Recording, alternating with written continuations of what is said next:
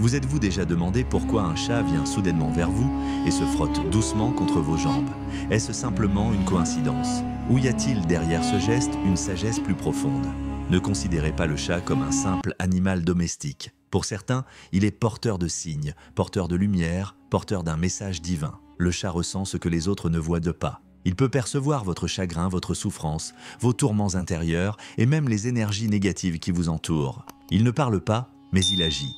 En silence, il devient un rempart, une barrière invisible contre les mauvaises influences. Alors, si un chat entre souvent chez vous, ne soyez pas prompt à le repousser. Écoutez ce que ce signe peut vouloir vous dire. Car Allah, dans sa sagesse, a placé des secrets insondables dans certaines créatures et les chats en font partie. Le chat n'est pas un animal ordinaire. Il fait partie des créatures les plus aimées des humains depuis des siècles. Et aujourd'hui, nous allons explorer ensemble certains mystères entourant les chats, des vérités spirituelles, des récits prophétiques et même des révélations scientifiques récentes qui commencent à reconnaître ce que notre prophète bien-aimé Muhammad sallallahu alayhi wa sallam avait déjà transmis il y a plus de 1400 ans. D'après certaines traditions, après la création de notre père Adam alayhi salam, Allah créa deux créatures, le serpent et le chat. Le chat fut destiné à vivre aux côtés de l'homme pour lui apporter du réconfort, de la protection et une relation unique. Ceux qui vivent avec un chat connaissent bien ce lien silencieux mais puissant. Des études modernes ont démontré que le simple fait de caresser un chat,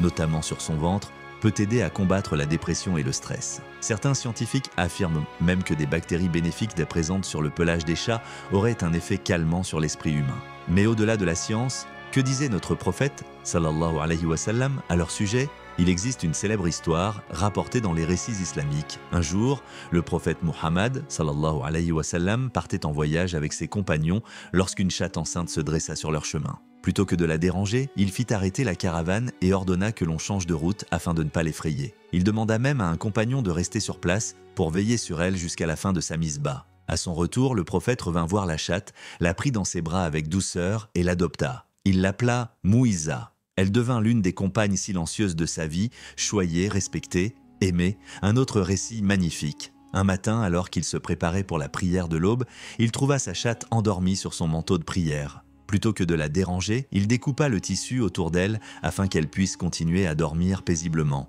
Subhanallah, quelle douceur, quelle miséricorde. Le prophète, sallallahu alayhi wa sallam, a également mis en garde contre toute forme de cruauté envers les chats. Il déclara que tuer un chat est un péché grave, et il raconta même l'histoire d'un homme jeté en enfer pour avoir affamé une chatte enfermée, sans lui donner ni eau, ni nourriture, ni même la laisser chercher sa propre subsistance. Parmi les compagnons, Abu Huraïra, radiallahu anhu, littéralement le père des chatons, était connu pour sa tendresse envers ses animaux. Un jour, alors qu'il voyageait, il trouva un chat cherchant refuge contre la chaleur brûlante. Il le prit et le couvrit avec son vêtement pour le protéger du soleil. Le prophète, en apprenant cela, lui raconta l'histoire d'une femme pardonnée par Allah après avoir donné de l'eau à un chat assoiffé. Et ce n'est pas tout. Une autre tradition rapporte que notre mère Aïcha, radiallahu anha, fit ses ablutions avec l'eau qu'un chat avait bu sans aucune crainte. Car le prophète avait affirmé que les chats sont purs et ne transmettent donc pas d'impureté.